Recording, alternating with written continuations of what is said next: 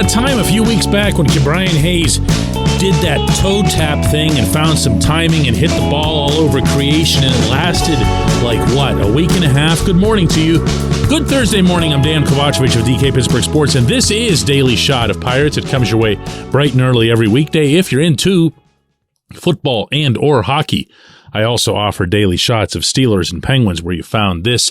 Mets 8, Pirates 3 to conclude that 3-game series in New York, the home team taking 2 of those. And this one was never interesting, not for a split second. But Key came up with 2 more hits, going 2 for 5. And if you go back over his recent activity, you'll see that in August, he's slashing .314, .345, .588 with 3 of his season's 8 home runs and 12 of his season's 44 RBIs. Maybe just as important within all of that, he appears to be healthy. He appears to not be hindered significantly, or at all really, by his wonky back. And even though Derek Shelton had said up in Milwaukee when I was covering that series that the team was going to take care to rest Key, to make sure that Jared Triolo's getting some action, in large part to manage the back, Key's been playing a lot. And I'm not going to sit here and quibble about medical this or that, but he's playing more than what I took that remark in Milwaukee to suggest. So is there anybody anywhere who's taking this one seriously? I know, right? All this does, respectfully, because I really like this kid, is remind everybody of what he could / should be if he was doing this on a consistent basis. Also, what he could / should be doing if he were more in control of the back injury. Again, there's no MD here. I'm not in a position to question either him or the staff or anyone at AHN who's being entrusted with that $70 million spine. But when you see him doing this, and you see him doing it with almost a star-level ease, it does make you think about what has to happen entering 2024 for Key to be this player. He doesn't need to bat over 300. He doesn't need to have a zillion home runs and 100 RBIs or whatever. But there's got to be a pleasant middle ground somewhere between his epic attacks offensively on the field. And go back to the 2020 shortened season, the COVID year. Key came up a month into a 2-month season and just destroyed the ball for the entire month. Looked like the greatest player we'd ever seen joining the Pirates. In fact, there were historical comparisons to some of the most productive first months anyone had ever had in the uniform. Little did they know that a month is just about right, because then something is about to go wrong.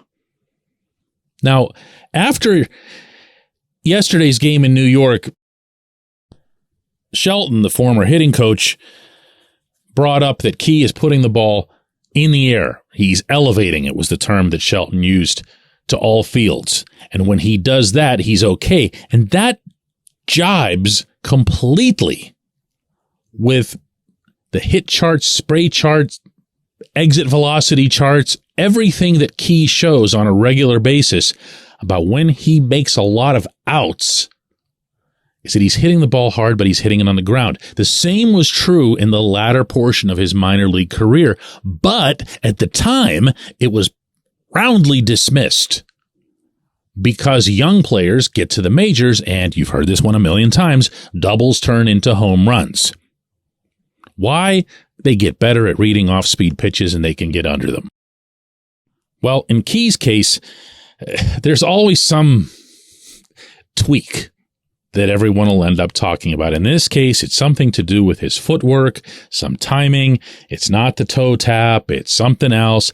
Honestly, for me, that stuff's starting to go in one ear and out the other, not just with him, but with everybody, because I'm waiting for the next hitting coach to be a competent hitting coach who can find this sort of thing without it taking a month or two. But in Key's case specifically, because this has been the same conversation going back half a decade now.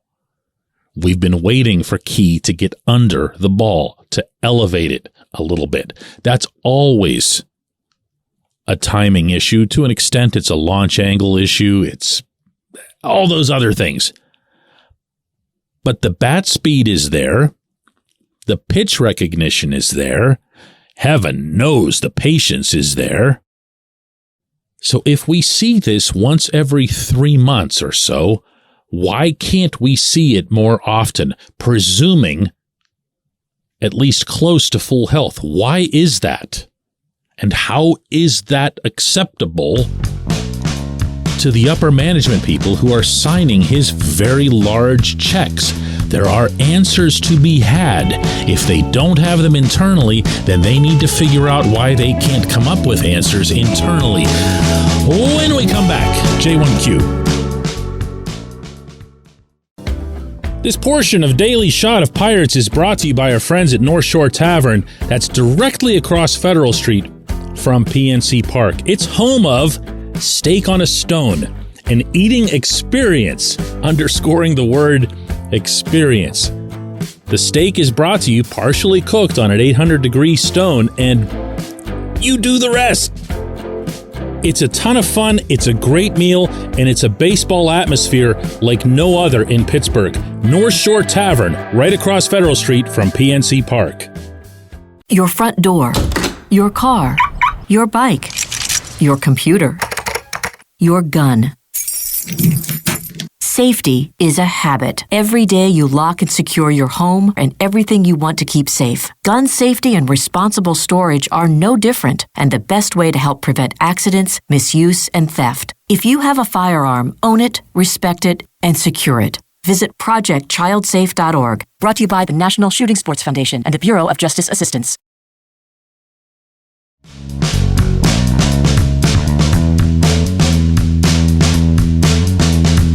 Today's J1Q comes from Bob, who asks, at what point does a higher BABIP indicate that you're just a good hitter? And I'm not saying that Jason DeLay is a better than average hitter.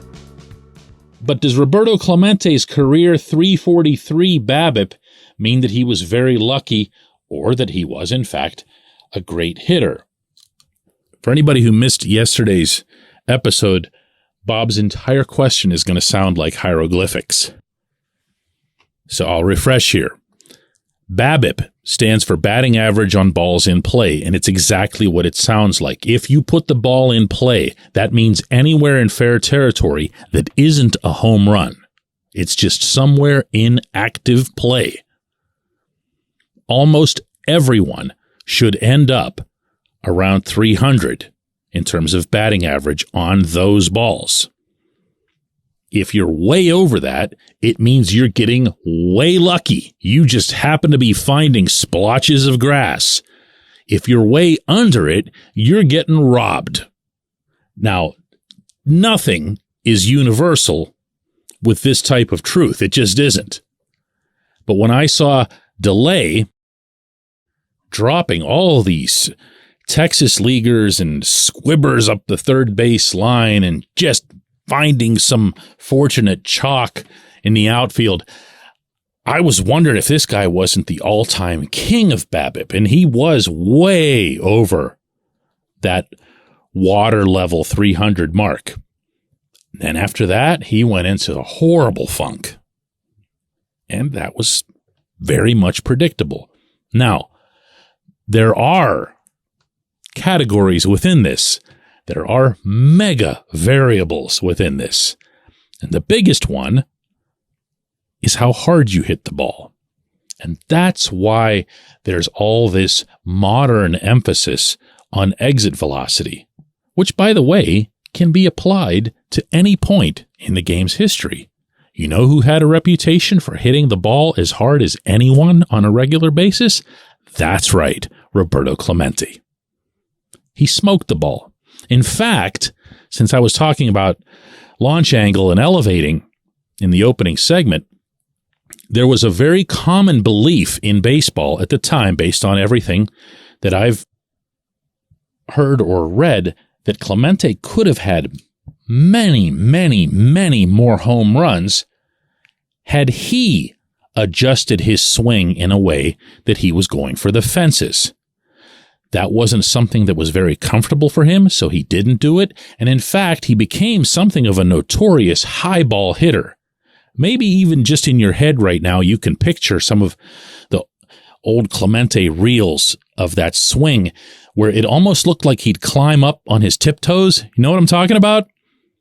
And then he would hack this thing that was like up at his bill of his helmet and just tomahawk the thing somewhere into the outfield and run like crazy. Which, to be honest with you, if I was Roberto Clemente, that's what I'd be doing too. Just because I was that fast and I could show it off to everybody. But that's the type of hitter that he was. And that absolutely, unequivocally would have contributed to having a 343 BABIP. Because that is unnaturally high. It's not unthinkable, but when you're talking about a very long career, and remember that Clemente joined the Pirates in 1955, and his final season was 1972, that's a heck of a large window to maintain a BABIP that high. So yes, you tip your cap to this great, great, great hitter and say, you defied everything, including a figure that's really not supposed to bend much in either direction because of how hard you hit the ball. I would love, those of you who complain about stuff like exit velocities and whatever, just because those stats weren't there a few years ago or when you were a kid, this stuff is great. I would love to have had this information. I'd love to have it now. I'd love for there to be enough science and enough footage for people to go through every baseball game they could ever find and record this data.